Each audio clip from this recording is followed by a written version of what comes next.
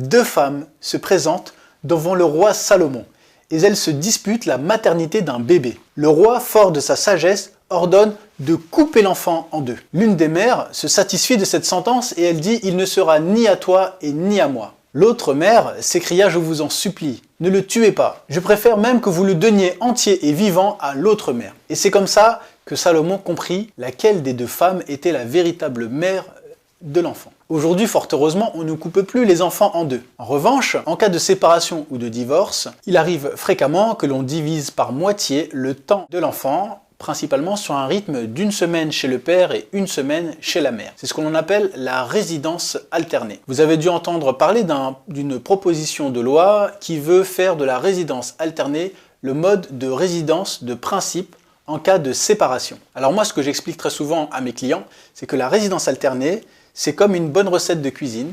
Pour que ça fonctionne, il faut certains ingrédients.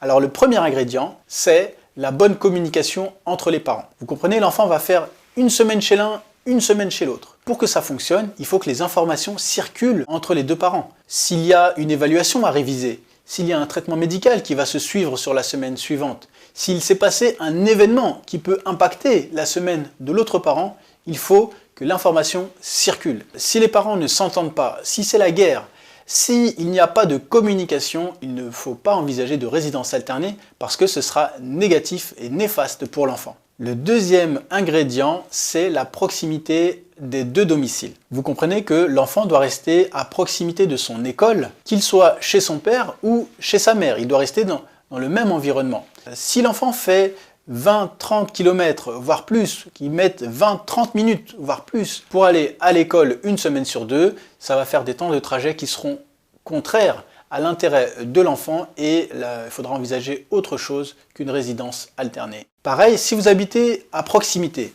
et qu'à un moment donné, un des parents doit déménager, soit pour convenance personnelle, soit pour des raisons professionnelles.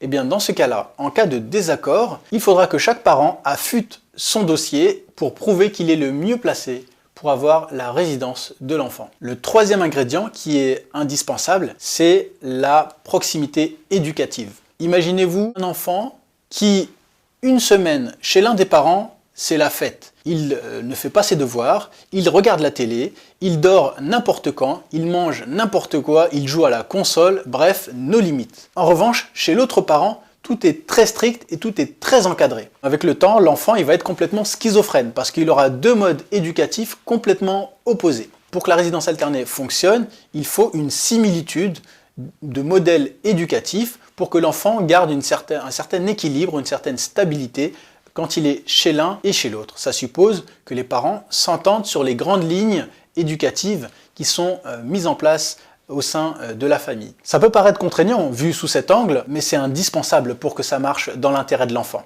Quatrième élément, c'est l'âge des enfants. Alors la loi ne fixe pas d'âge minimum pour la résidence alternée. En revanche, les experts, les pédopsychologues, considèrent qu'en dessous de 3 ans ou avant l'âge de la scolarisation, la résidence alternée peut être déconseillée parce qu'ils considèrent que l'enfant a besoin d'une forme de stabilité pour s'épanouir dans son plus jeune âge. Et le fait de passer une semaine chez l'un et une semaine chez l'autre peut être contraire à l'intérêt de l'enfant. Et les juges sont assez sensibles à ce type d'études et ils sont assez frileux à prononcer une résidence alternée lorsque l'enfant est en bas âge. Le cinquième élément, qui peut paraître évident, mais que le législateur a certainement oublié, c'est qu'il y a dans 80%, voire même 90% des cas, une absence de demande de résidence alternée, et donc elle ne sera pas mise en place. Pour qu'une résidence alternée puisse fonctionner, il faut que l'un des parents le demande. Et c'est pour ça que nous, les professionnels du droit, nous sommes opposés à un texte qui ferait de la résidence alternée le mode de résidence par principe. Et l'on considère que les textes d'aujourd'hui permettent parfaitement à un magistrat d'appliquer une résidence alternée lorsque tous les ingrédients sont réunis. Si vous avez apprécié cette vidéo, si vous avez appris quelque chose, vous savez que vous pouvez liker, vous pouvez la partager, vous pouvez commenter et me dire s'il y a d'autres sujets qui vous intéressent pour que je les aborde dans une prochaine vidéo. À bientôt, au revoir.